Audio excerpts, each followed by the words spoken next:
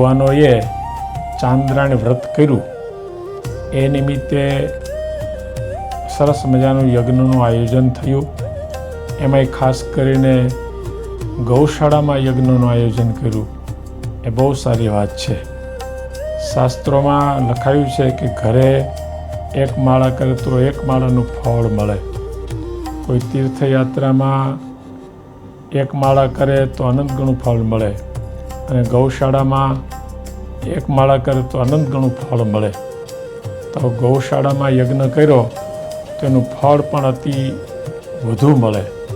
તો આજે જે યુવાનોએ ચાંદ્રાયણ વ્રત કર્યા છે અને એનું વ્રત પૂરું થયું એ નિમિત્તે આ યજ્ઞ કર્યો છે, તો યજ્ઞ નારાયણ ભગવાન ખૂબ તમારા ઉપર પ્રસન્ન થાય, અને સ્વામિનારાયણ ભગવાન પણ ખૂબ તમારા ઉપર પ્રસન્ન થાય, અને તમને વધુને વધુ સત્સંગનું, તપનું, ભજનનું બળ મળે એવી ભગવાન શ્રી હરિના ચરણમાં પ્રાર્થના.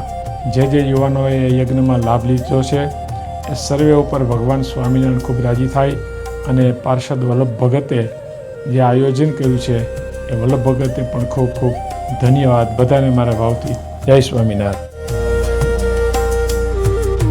વહાલા દર્શકો, તમને અમારો આ વિડીયો પસંદ આવ્યો હોય તો જલ્દી લાઈક કરો અને શેર કરો, અને આવા જ નવા વિડીયો મેળવવા માટે અમારી ચેનલને સબસ્ક્રાઇબ કરી, શેર કરી, બેલ આઇકન પર ક્લિક કરવાનું ના ભૂલતા.